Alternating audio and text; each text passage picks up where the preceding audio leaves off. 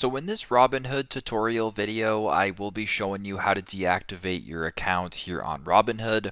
Once Robinhood is opened up, go to the bottom right and select on the human icon or the profile icon. Once that is done, I want you to go down to where it says settings, personal information notifications, and go ahead and select that. Then once you're on the settings page right here under app preferences, below that it says deactivate your account. You can go ahead and select that option right there. Follow the steps, answer the questions if they are followed, and then you can proceed to deactivate your account that way. So if I were to go ahead and press on it right now, it'll then bring you up to this screen: deactivate your account, contact support to deactivate your crypto account, or permanently close your account with Robinhood. Please withdraw all available funds, etc. And if this looks good to go and you want to proceed, press contact support, and then you can proceed that way with the deactivating of your account. So pretty simple, pretty straightforward. That is how to deactivate your account here on Robinhood. Thanks again for watching and hope this helps.